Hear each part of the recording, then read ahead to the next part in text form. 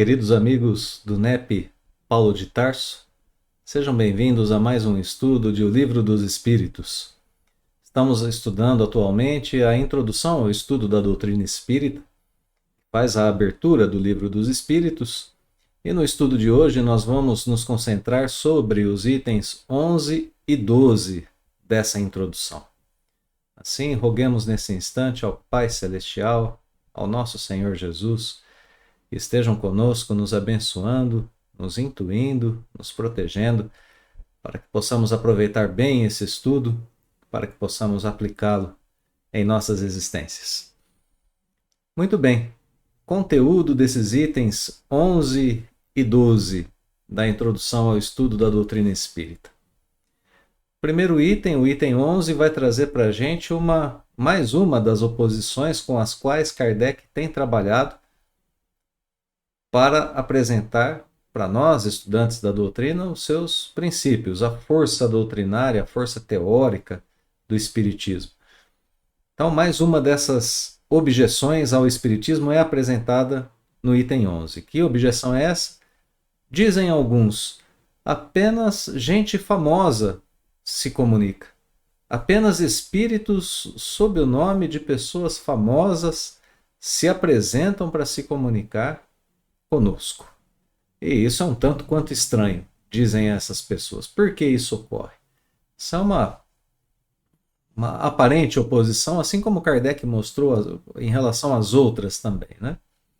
Ele veio tratando dessas oposições, após ter apresentado o resumo básico da doutrina, veio tratando dessas oposições e refutando uma a uma, mostrando por que não são oposições sérias, oposições profundas, oposições válidas. Então, essa é a primeira oposição no item 11. Só gente famosa, só espíritos de pessoas famosas se comunicam. Segundo problema que é decorrente desse. Né? Aqui nesse item 11, claro que Kardec vai refutar essa ideia, vai dizer não é assim que acontece.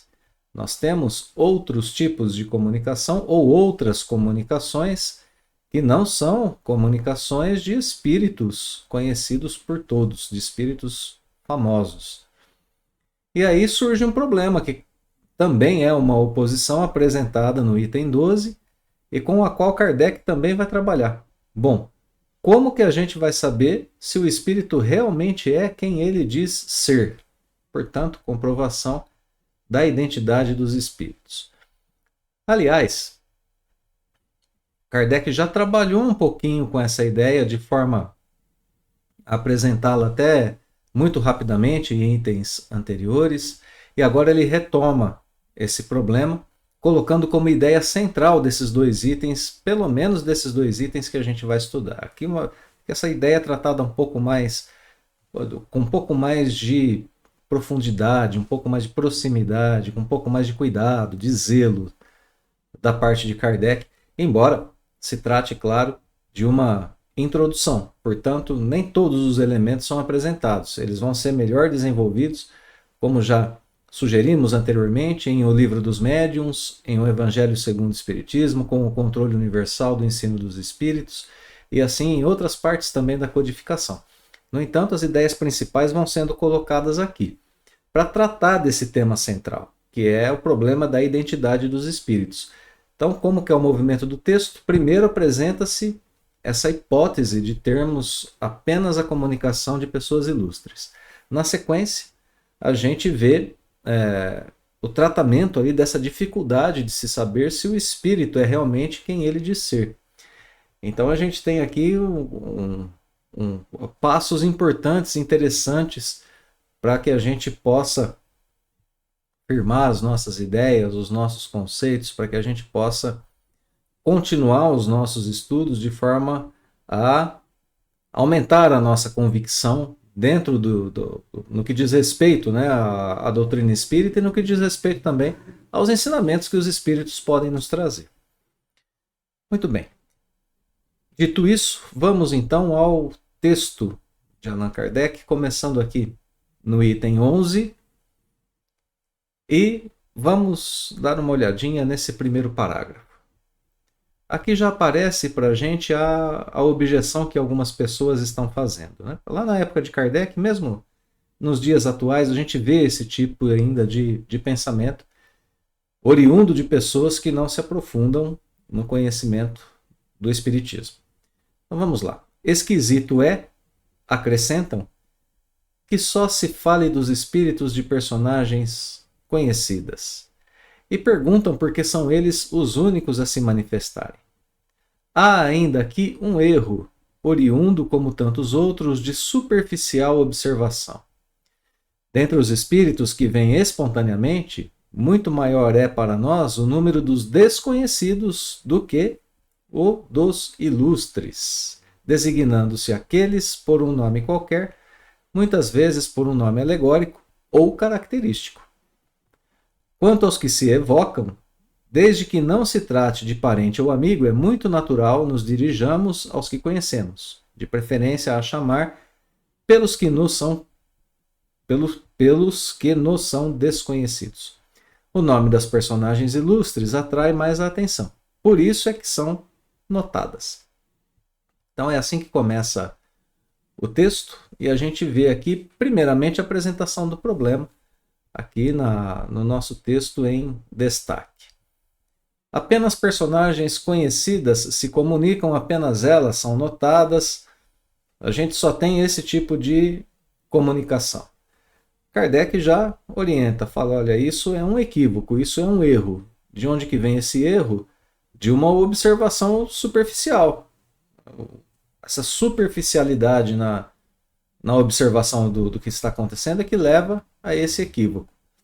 E na sequência, Kardec explica que nós temos dois tipos de comunicação. Primeiro, espíritos que vêm espontaneamente. Esses são em maior número e são desconhecidos, né? O número dos desconhecidos é maior do que os dos ilustres, perdão. Então, esses que vêm espontaneamente se apresentam mais espíritos desconhecidos do que espíritos ilustres. Bom, o outro tipo de comunicação que surge é o dos espíritos que são evocados, dos espíritos que são chamados. Bom, e aí então a sequência da explicação de Kardec é simples até. Em se tratando de espíritos evocados, aquele que evoca quem quer. Isso é natural. Ele convida quem ele quer para a sua reunião. Se nós estivéssemos em uma reunião espírita, em uma reunião de evocação, naquele tipo de reunião em que a gente convida espíritos a se expressarem, provavelmente nós chamaríamos espíritos que têm afinidade com as nossas ideias. Bom, eu gosto de saber a respeito de física. Vou chamar um espírito, preferencialmente que seja um espírito que tenha tido grande atuação na área da física, aqui no planeta Terra. Vou me atrever a evocar Albert Einstein. Se ele virar é outra circunstância, né? Outro problema, mas a minha vontade seria de evocá-lo. E assim por diante para com qualquer outro tipo da área das relações humanas. Então, eu chamo aquele espírito que eu quero chamar, eu convido aquele espírito que eu quero convidar. Posso convidar, mas se eles virão, se eles atenderão ao meu chamado, vai depender de certas circunstâncias, algumas nós já vimos anteriormente, que é talvez a principal dessas circunstâncias, que é o nosso grau de afinidade com esse espírito. Já vimos anteriormente a reclamação, mas só espíritos com linguagem muito baixa vêm se comunicar com a gente, com linguagem muito limitada, com linguagem ruim, trazendo não boas informações, mas informações ruins. Então Kardec já explicou, olha, muito disso acontece por afinidade. As reuniões sérias atraem espíritos de maior envergadura intelecto-moral. Reuniões frívolas vão atrair espíritos de menor envergadura intelecto-moral. Então a gente tem que tomar muito cuidado. Muito cuidado com os nossos desejos, com as nossas afinidades, com os nossos objetivos, né? Então é por isso que Kardec vai terminar aqui o parágrafo dizendo que quando a gente vai fazer esse tipo de evocação, não se tratando, né, de um parente ou de um amigo, é natural que se dirija àqueles espíritos que a gente conhece, de preferência a chamar por aqueles que são conhecidos, né? É normal, natural que se aconteça isso. Então, por que da reclamação? Um último motivo aqui no parágrafo é que pessoas ilustres atraem mais atenção. Se a gente colocar num periódico, como Kardec tinha, por exemplo, a Revista Espírita, colocar no título de um periódico a comunicação de um espírito como Mozart, por exemplo, quando a gente passar os olhos pelo título, a gente preferencialmente vai ser chamado a atenção por esse espírito que é de uma personalidade. Curiosidade, né? A nossa inclinação vai nos levar, preferencialmente, a nossa atenção vai ser chamada a isso.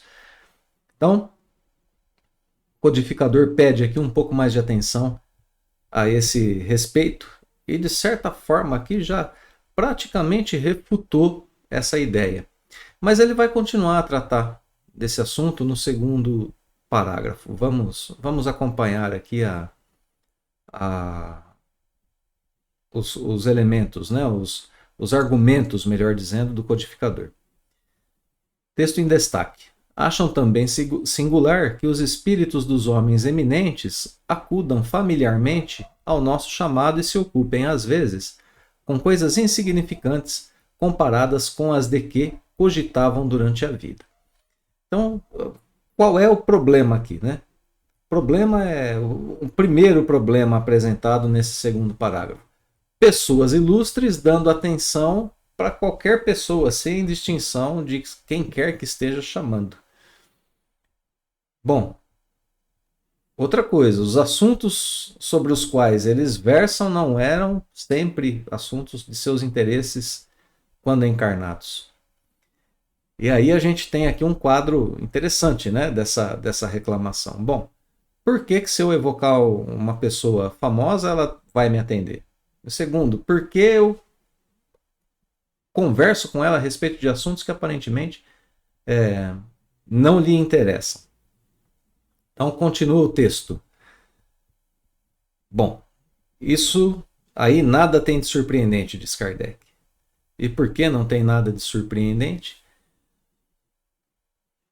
A gente precisa lembrar disso que está no trecho em destaque aqui agora, nesse nosso texto em destaque. A autoridade ou a consideração de que tais homens gozaram nesse mundo, nenhuma supremacia lhes dá no mundo espírita.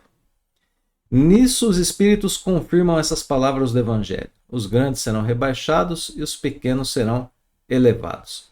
Eu vou cortar um pouquinho aqui o texto para a gente poder refletir um pouco sobre isso que está sendo dito aqui e para a gente aprofundar um pouco essa ideia do que é que está sendo tratado aqui quando Kardec vai tratar desses dois problemas aqui, aparentes problemas, né? Não são problemas reais.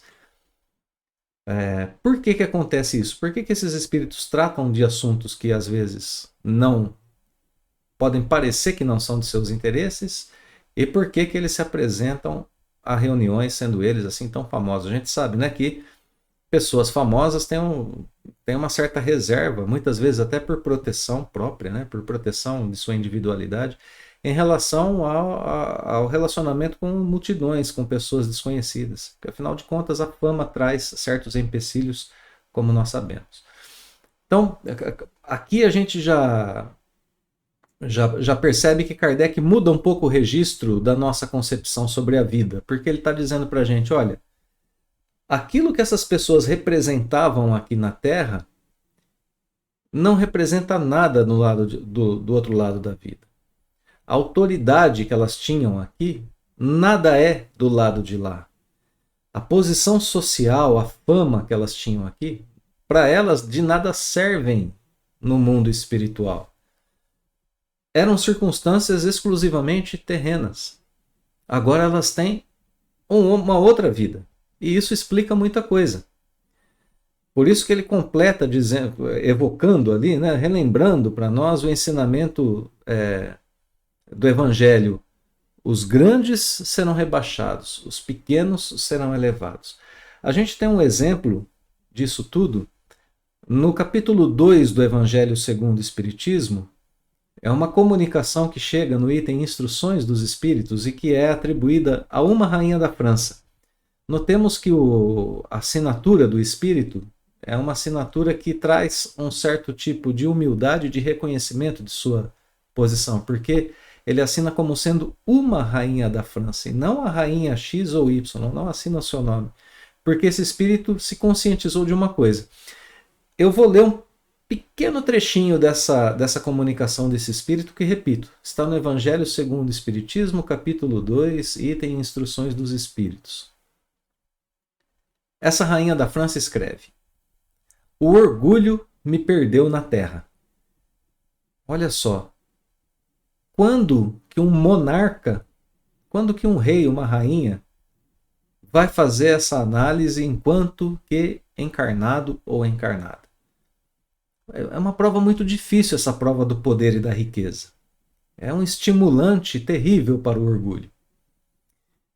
E aqui, desencarnada, ela diz literalmente isso: o orgulho me perdeu na terra.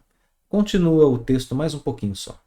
Quem, pois, compreenderia o nenhum valor dos reinos da terra, se eu não o compreendia? Que trouxe eu comigo da minha realeza terrena? Nada. Absolutamente nada. Esse é o trecho que eu retirei ali dessa comunicação, né, da Rainha da França, para a gente poder ilustrar isso que Kardec está nos explicando aqui. Os grandes serão rebaixados. Ela narra ainda que chega no mundo espiritual e espera ser tratada como rainha, e isso não acontece. Que vê no mundo espiritual alguns de seus servos em posição melhor do que a posição dela. Então tudo isso muda a visão do espírito a respeito da vida. E é por isso que muitas vezes o espírito tem essa revelação de que ele precisa ser um pouco mais humilde, e por isso ele acode aos chamados dos homens na terra. Se ele realmente veste essa túnica da humildade e tem algum tipo de impulso para ajudar nós que estamos encarnados, então ele nos acode. Então ele vem e ele responde aos nossos chamados, à nossa evocação, sempre nesse sentido de mostrar que a vida de lá é um tanto quanto diferente do que o lado de cá. Tanto é assim que o texto, né, nesse segundo parágrafo, vai terminar com algumas sentenças muito interessantes, né? Os grandes serão rebaixados e os pequenos serão elevados. Olha aqui, ó, devendo essa sentença, devendo essa máxima, né, esse ensinamento, estender-se com relação à categoria em que cada um de nós se achará entre eles, entre os espíritos. É por isso que aquele que foi o primeiro na Terra pode vir a ser um dos últimos lá no plano espiritual. Aquele diante de quem nos curvávamos aqui pode, portanto, nos falar com mais humildade quando está do lado de lá, pois que deixou com a vida terrena toda a sua grandeza, e o mais poderoso monarca pode achar-se lá muito abaixo do último de seus soldados. É uma coisa que pode acontecer. Então, aqui a gente teve a refutação dessa ideia, né, de que apenas espíritos famosos se apresentam, e dessa dificuldade que foi colocada no segundo parágrafo. E sendo assim, acontecendo dessa forma, a gente tem aqui um mecanismo da vida sendo apresentado por Kardec. O mecanismo da vida, que eu digo, é da vida maior, da vida que contempla tanto o espírito na situação de desencarnado quanto na situação de encarnado, a vida espiritual, a vida de verdade. É um mecanismo muito bonito apresentado aqui por Kardec. As coisas que estão na Terra são circunstanciais, mas daqui para lá levamos verdadeiramente aquilo que nós cultivamos em nosso espírito. Essa rainha disse que deixou o orgulho fazer com que ela se perdesse na Terra. E agora lá ela está vivendo situações em que ela precisa exercitar sua humildade. Essa dupla visão dos dois planos da vida podem fazer com que nós nos tornemos pessoas mais abertas para temas que antes nós não dávamos importância. Pode fazer com que nós nos tornemos pessoas mais aptas ao desenvolvimento de patamares superiores da vida, mais aptas a olharmos para além da matéria, para olharmos para além da personalidade que nós desenvolvemos agora, ou para além da personalidade que os espíritos desenvolveram em determinada encarnação. Tudo isso retrata uma sabedoria divina, sabedoria de Deus. A vida nos dois planos apresenta possibilidades infinitas ao espírito. Ora está envolto nas coisas terrenas, ora está avaliando as coisas do ponto de vista de um desencarnado. São situações e necessidades diferentes que se apresentam ao mesmo espírito e que fazem com que ele revolva do seu íntimo ideias, preconceitos, tudo aquilo que muitas vezes fica sedimentado e que precisa ser extirpado do nosso caráter, da nossa personalidade. Então a sabedoria da vida consiste nisso. Kardec tem nos ensinado durante quase toda essa apresentação que ele faz aqui nessa introdução ao estudo da doutrina espírita, a superarmos preconceitos, a abrirmos nossas mentes para novos horizontes. E por que não concluirmos, que é preciso recomeçar já, ou começar já essa tarefa. Pois se não começarmos, podemos engrossar as fileiras de espíritos que estão endurecidos há séculos e que vivem situações muito parecidas de uma encarnação a outra, porque não realizam os aprendizados necessários ao espírito imortal. Então que nós estejamos atentos. Mas aqui, para esse momento do texto, essas explicações do âmbito espiritual são suficientes para rechaçar, para refutar essas ideias de que só personalidades se apresentam e que essas personalidades teriam dificuldade em se apresentar a pessoas comuns, falando sobre coisas comuns da vida. Kardec aqui já nos ensinou que isso não se sustenta do outro lado da existência, porque é o outro lado da existência. E porque muitas vezes esses espíritos vêm em nosso socorro para nos ajudar a fazer algo que talvez eles não tenham feito, como essa rainha da França. Né? Vencer o orgulho, no caso dela, e no nosso também, por que não? Durante a encarnação, não deixar isso para quando tivermos a visão do lado de lá da vida. Né? Começarmos já. Vamos passar então para o item 12, o item 11 da introdução, como a gente viu aqui, é bem curtinho, né? Vamos para o item 12, porque agora, como nós já adiantamos, a gente vai ter um novo problema, o problema da identidade dos espíritos. Né? Como é que a gente vai garantir que um espírito é quem ele diz ser? Vamos dar uma olhadinha rápida nesse primeiro parágrafo, porque Kardec vai apresentar aqui justamente esses problemas. Ele começa falando sobre um fato observado ou demonstrado, pela observação e que é confirmado pelos próprios espíritos. Então não é só a nossa observação, mas os próprios espíritos confirmam que muitas vezes espíritos inferiores usurpam, ou seja, tomam o nome de pessoas conhecidas e respeitadas que eles dizem ser. E Kardec traz aqui alguns desses nomes, como modo de ilustrar esse problema. Então, o espírito se comunica e diz: eu sou Sócrates, eu sou Júlio César, eu sou Fénelon, e assim por diante. Bom, e agora, então, como é que a gente vai saber se esses espíritos realmente são essas pessoas? O texto segue dizendo que essa dúvida persiste e está mesmo entre adeptos fervorosos e adeptos antigos da doutrina espírita, poderíamos até completar agora, adeptos de mais caminhada, de mais jornada aqui na doutrina. Então, a gente sabe que tem a intervenção e a manifestação dos espíritos, então a gente precisa agora saber como que a gente pode comprovar a identidade dos espíritos. Kardec diz que essa prova realmente é muito difícil de ser produzida, mas que, no entanto, a gente pode ter algum tipo de de sucesso nessa tarefa. Pode não ser algo tão legítimo como uma certidão de registros, diz Kardec, mas a gente pode conseguir esse resultado presumindo a partir de alguns indícios. Então, como que a gente vai atestar essas identidades? A gente vai presumir que sim ou que não, analisando alguns indícios que os espíritos deixam, algumas pistas que eles nos deixam. E então agora, de agora em diante, a gente vai começar a aprender a seguir essas pistas.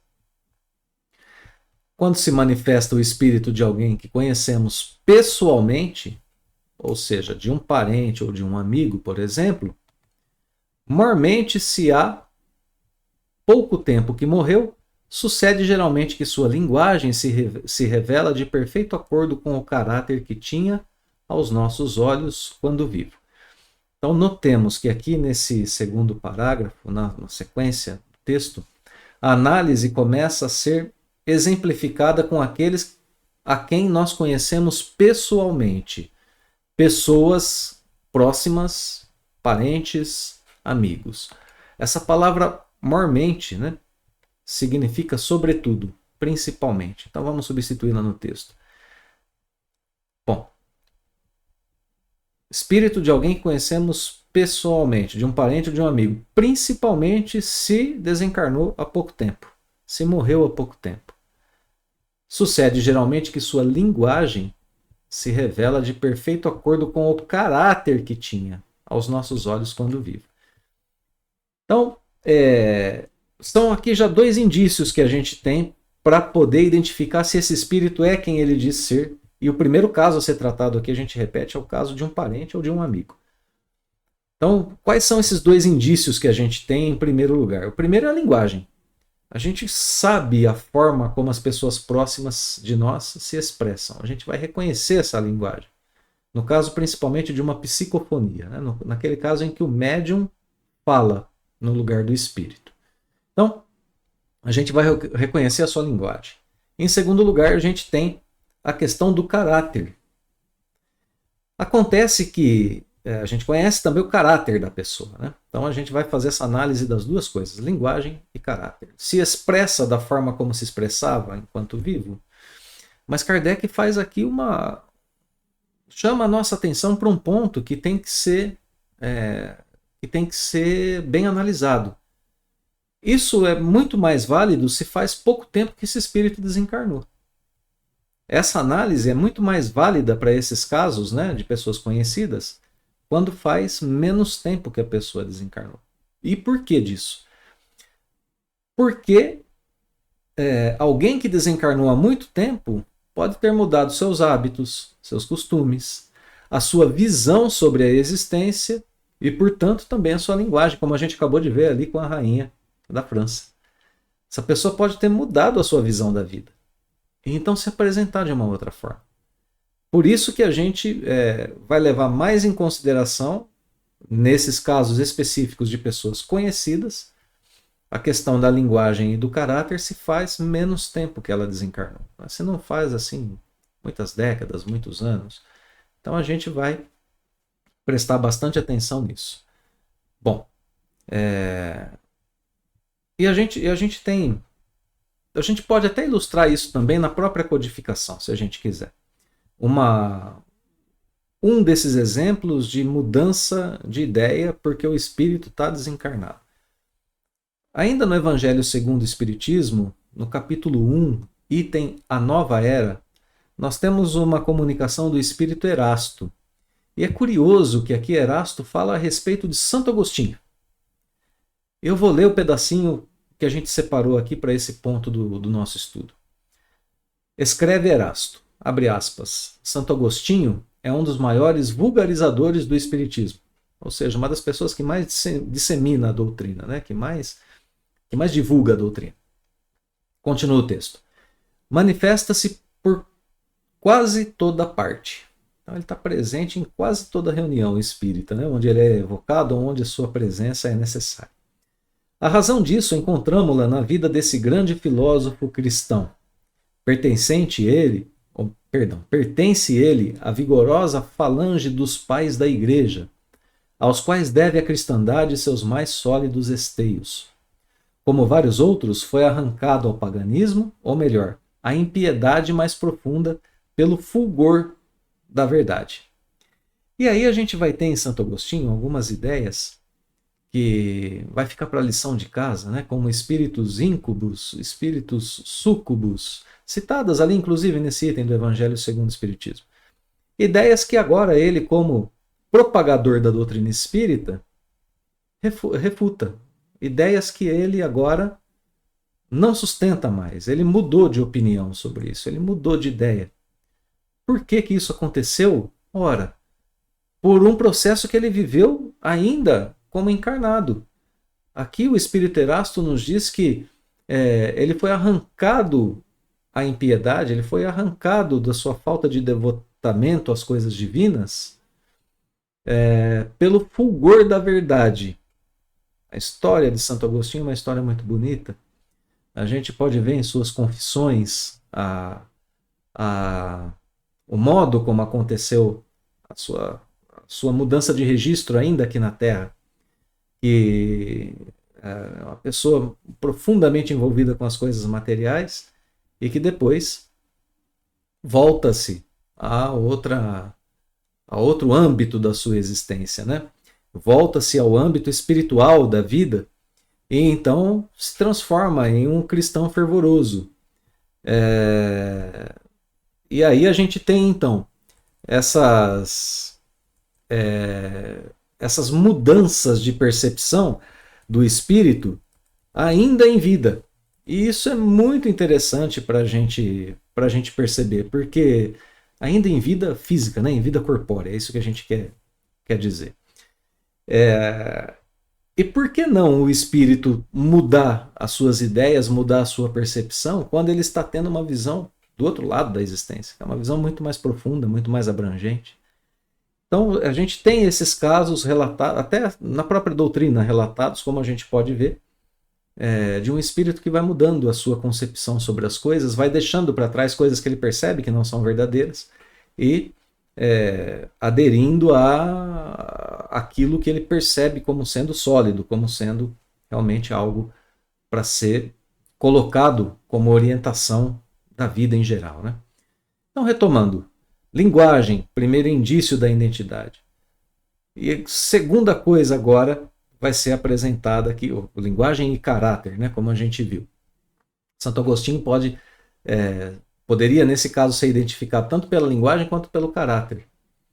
A gente conhece o caráter de um homem como Santo Agostinho. Mas aqui a mudança de ideias poderia assim incomodar um pouco. Kardec diz, nem sempre isso é problema. A gente pode entender essa mudança de registro, né? Na vida, de registro de percepção da vida. Vamos continuar mais um pouquinho, né?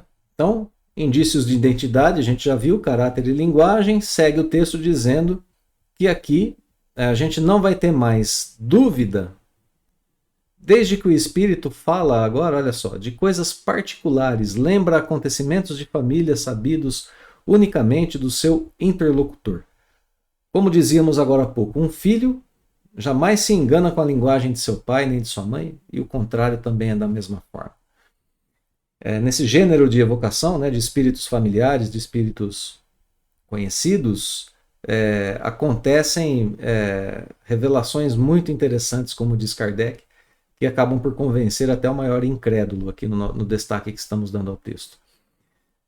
Até o mais obstinado cético fica, não raro, aterrado com inesperadas revelações que são feitas. Então aqui Kardec escolheu nesse momento a apresentação de mais um indício. Coisas que apenas aquele espírito poderia saber.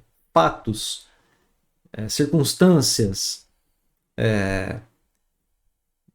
pequenas passagens de sua vida íntima que só ele poderia saber. Isso também atesta a sua identidade quando é um espírito próximo, né? Quando é o espírito de um familiar. Eu vou citar agora apenas de passagem, quem quiser pode procurar depois nas reportagens do UOL na internet. um estudo sobre a veracidade das cartas de Chico.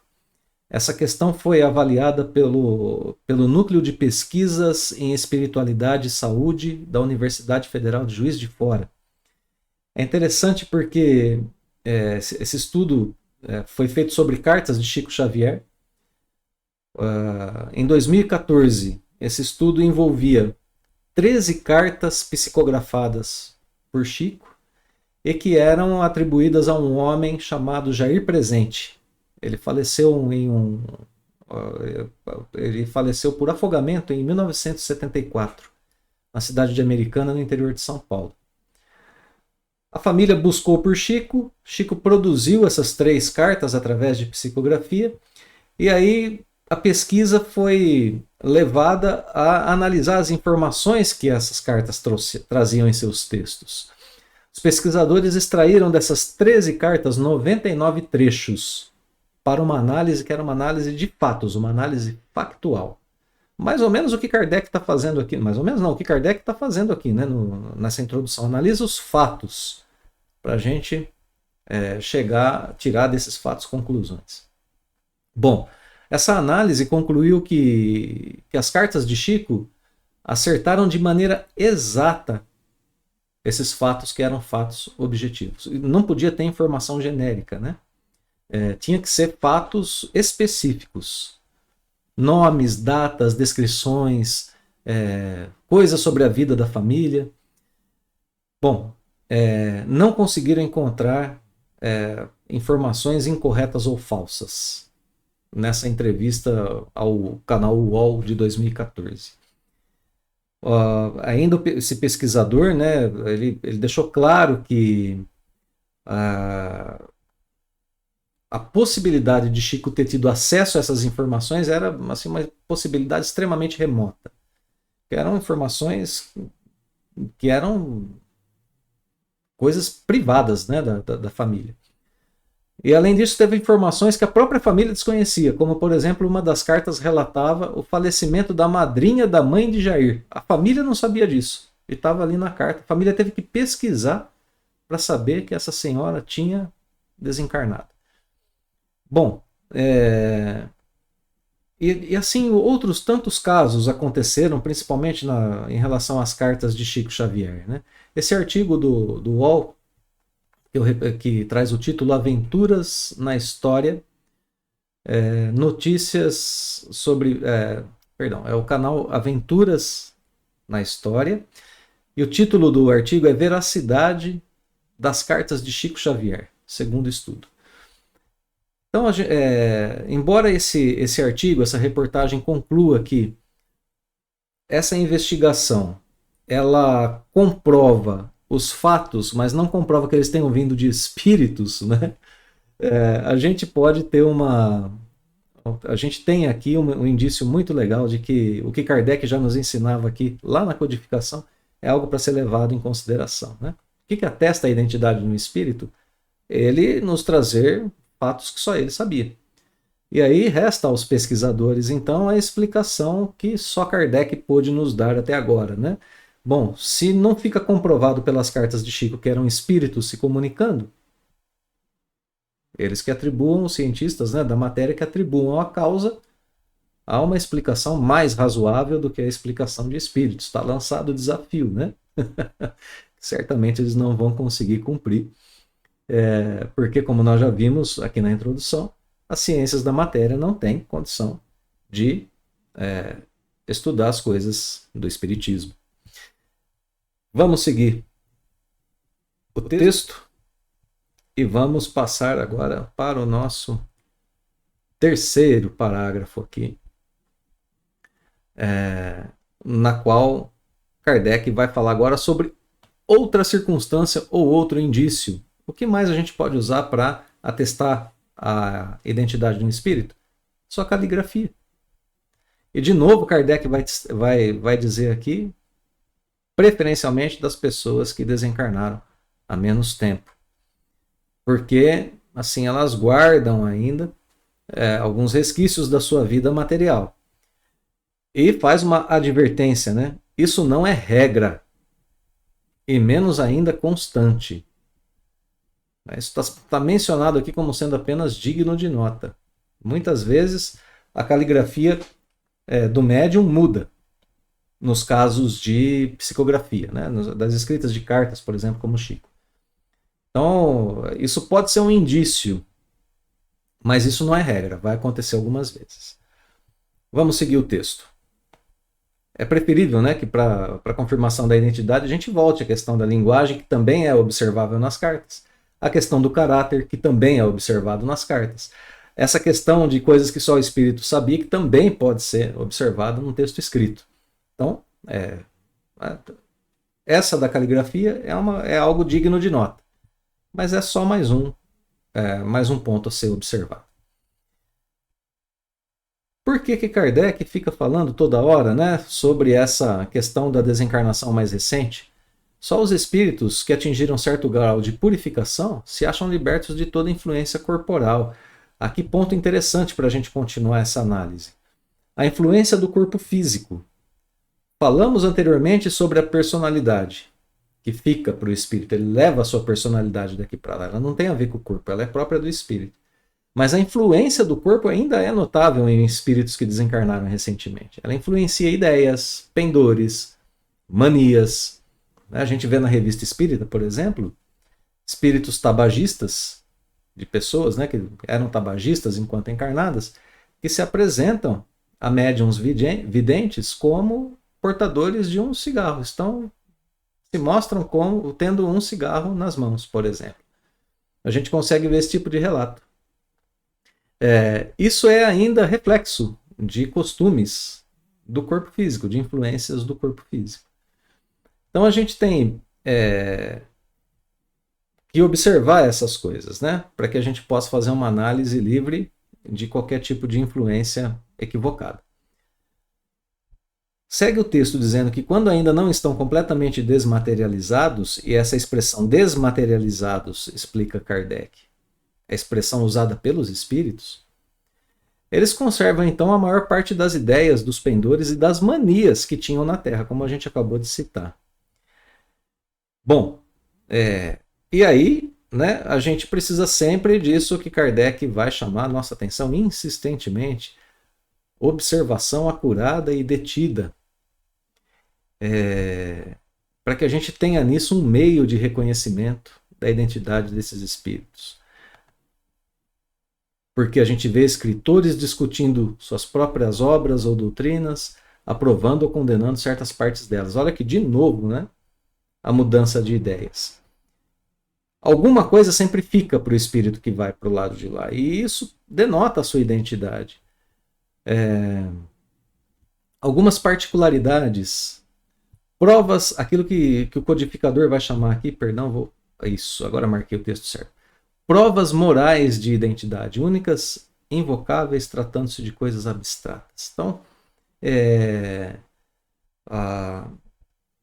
a gente percebe lá, para voltar ao exemplo de Santo Agostinho, que a gente usou agora há pouco, que a mudança dele de ideias a respeito de certas circunstâncias da vida é algo que ele firmou ainda encarnado, que ele aproveitou depois de desencarnado, e, portanto, ele interioriza essa facilidade para a aceitação das leis de Deus.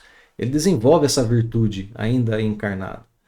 Então, ele descobre depois a vida espiritual, as reencarnações. Por que ele não, então, por que ele veria-se, então, impedido de propagar a doutrina espírita? Não, ele aprendeu a superar esse orgulho, né, das posições firmadas, sem possibilidade de dar um passo atrás e dizer eu estava errado. Isso não existe, isso é um traço de identidade moral que serve também à identificação de um espírito. Isso são provas morais de identidade, como está ali no texto. É um espírito que já aprendeu a humildade, já aprendeu a poder voltar atrás e a viver a verdade, o que torna a vida uma coisa muito mais leve para todos nós, né? Então, atenção a essas provas morais que fazem parte também desse estudo que a gente está fazendo. Vamos adiante para o nosso quinto parágrafo agora. Agora Kardec vai tratar de um problema que acabou surgindo sem que a gente talvez se desse conta assim, de forma mais incisiva, né? e sobre a identidade das pessoas que já desencarnaram há algum tempo. Como é que a gente vai agir nesse caso? Bom, o que restou para a gente analisar? Aqui no texto em destaque, olha. Algo que ele já havia colocado há algum tempo. Aquilo que é traço mais profundo na individualidade da alma. Sua linguagem e o seu caráter. A linguagem pode não ser exatamente a mesma que ele usava enquanto encarnado, mas certamente vai expressar ideias correspondentes ao seu caráter. E para isso Kardec dá exemplo aqui do homem de bem. Ele não falará como um homem perverso ou devasso. Ele pode não usar exatamente a mesma linguagem que ele usava enquanto encarnado, mas ele jamais vai usar, tendo sido ele um homem de bem, uma linguagem perversa ou devassa. Isso ele não vai fazer. Então, esse é um traço marcante, né? Bom, isso é uma coisa que está sendo ensinado aqui para a gente que vai acabar traindo aqueles que tentam enganar. Eles podem tentar se mostrar como um homem de bem, mas nem sempre serão. E aí, em algum momento, eles vão usar um certo tipo de linguagem, um certo tipo de palavra, de expressão de seus pensamentos que fará com que eles se traiam. Falou, opa, essa ideia aí não pode vir de um homem de bem. Exatamente essa linguagem, as máximas, as ideias que formulam, que apresentam, isso em algum momento vai fazer com que eles denotem a sua real personalidade. Kardec faz uma menção aqui ao espírito Fenelon. Se Fenelon estivesse se apresentando, seria algo um tanto quanto fácil, né? De ser analisado. Basta a gente olhar para quem que era, para a pessoa que era Fenelon, que tipo de pessoa ele era enquanto encarnado, o que ele levou como caráter daqui para o plano espiritual. Então, se esse espírito que diz ser Fenelon, né, se apresenta com expressões à altura do caráter de Fenelon, a gente pode supor que é o espírito Fenelon se apresentando. Bom, a gente vai completar essa ideia no parágrafo seguinte, porque aqui a gente vai ter a citação da experiência. Kardec testou isso muitas vezes para chegar a essas conclusões. A experiência ensina que os espíritos da mesma categoria e do mesmo caráter e possuídos dos mesmos sentimentos formam grupos e famílias. Portanto, nada impede que um espírito da categoria de Fenelon venha em seu lugar, muitas vezes até como seu mandatário. E agora que a gente vai parar um pouquinho, para a gente continuar analisando um pouquinho essas ideias, porque agora, né, a gente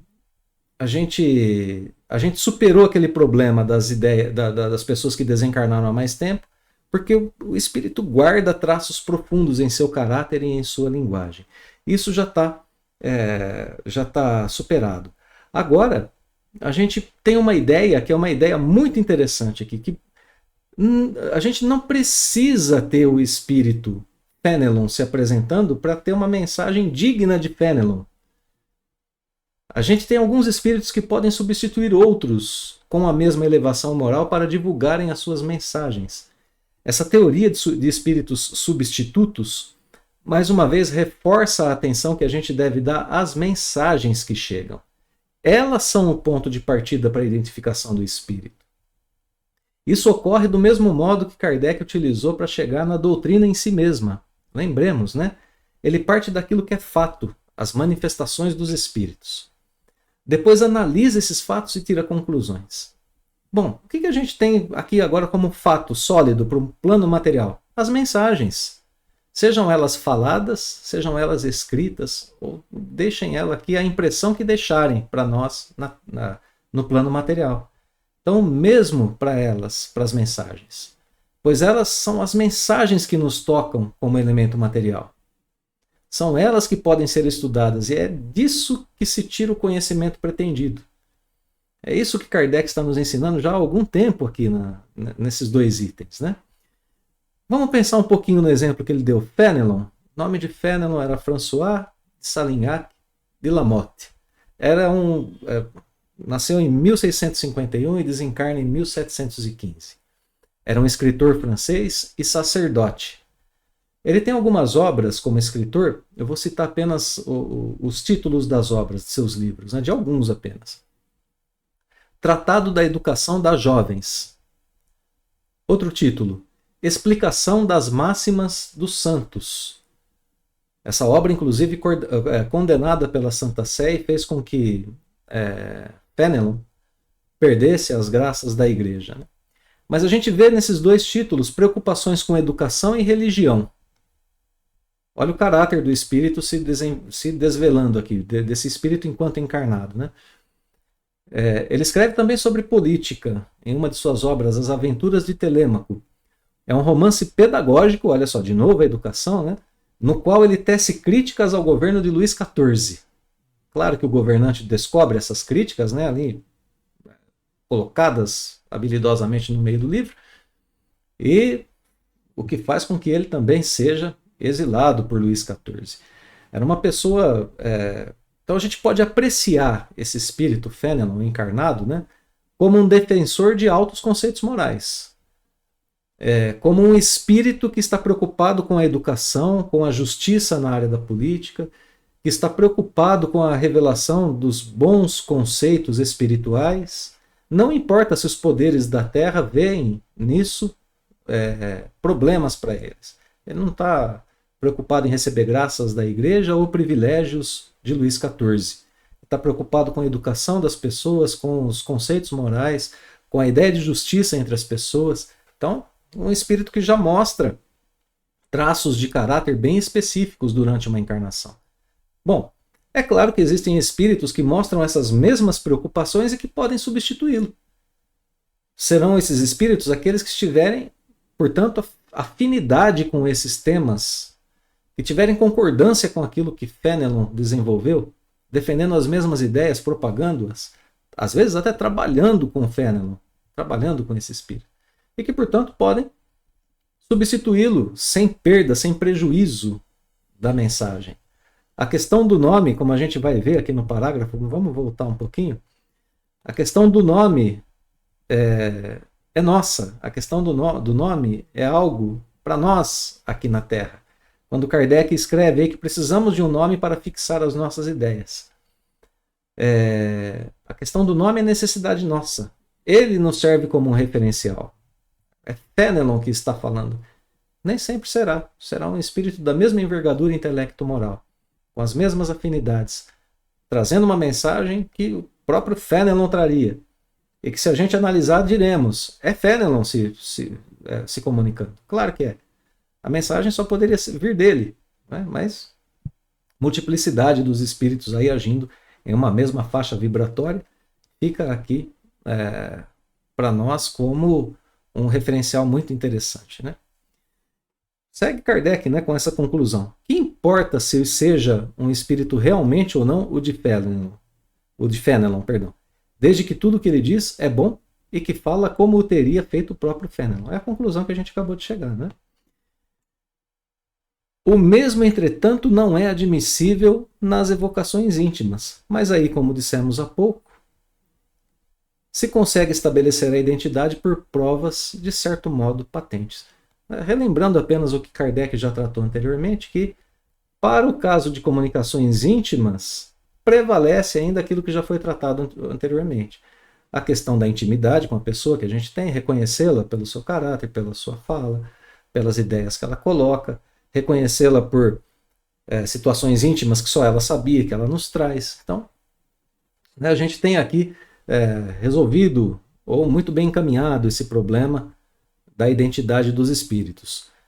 Dizemos muito bem encaminhado porque chegamos aqui agora ao último parágrafo do texto e a gente vai ver que nesse último parágrafo nós temos a seguinte orientação, aqui no texto em destaque.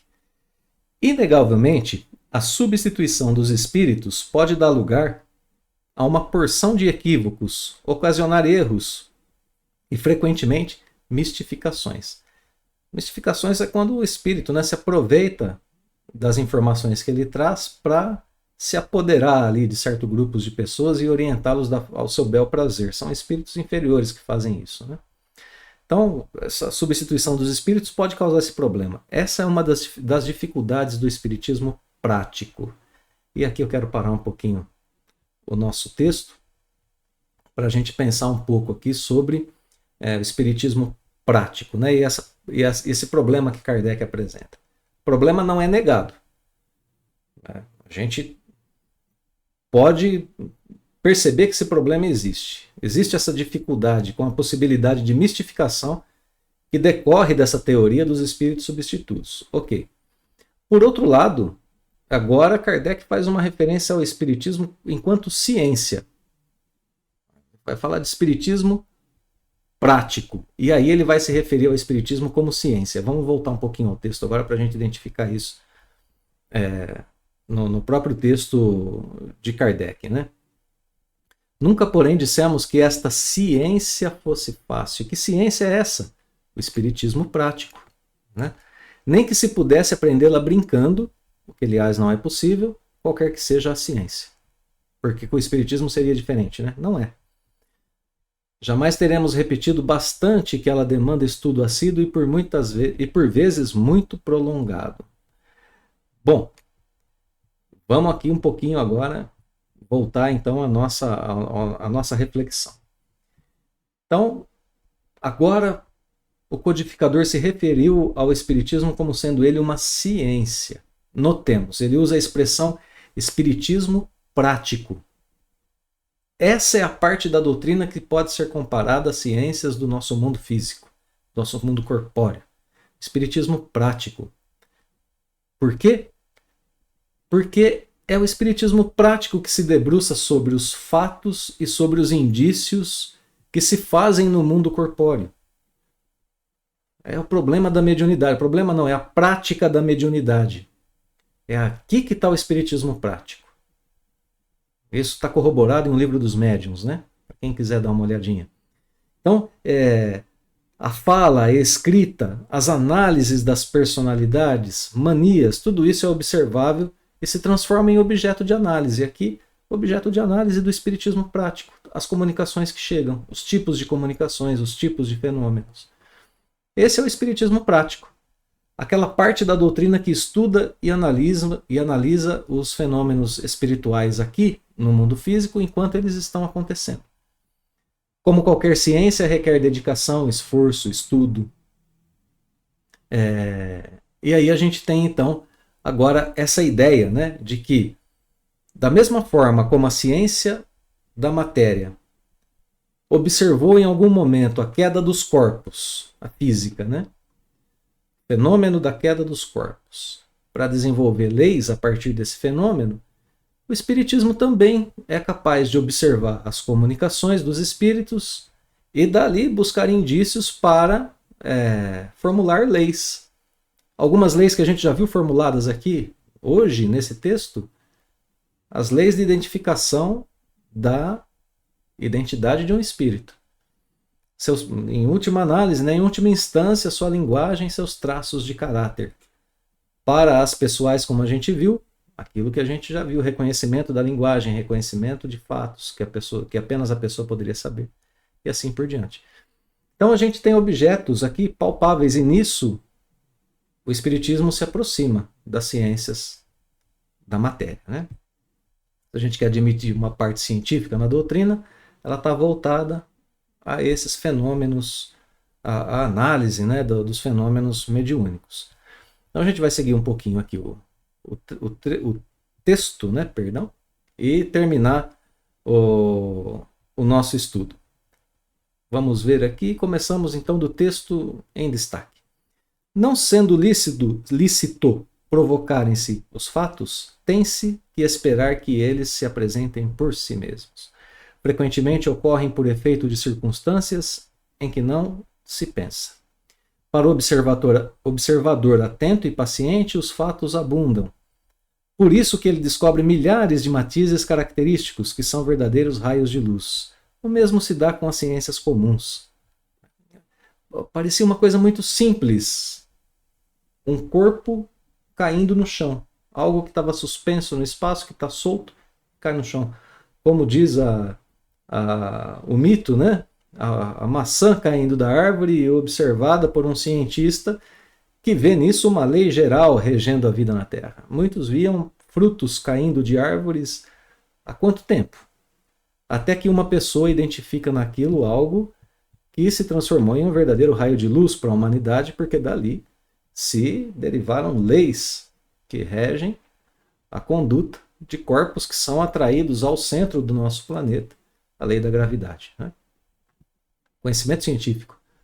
Então, isso acontece nas ciências comuns, isso acontece na doutrina espírita. Termina o texto Allan Kardec dizendo: ao passo que o homem superficial não vê numa flor mais do que uma forma elegante, o sábio descobre nela tesouros para o pensamento.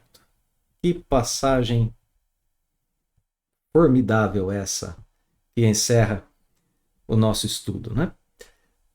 Final do parágrafo aponta para mais uma semelhança entre a ciência espírita e as demais, que é a questão da reprodução do fenômeno, né?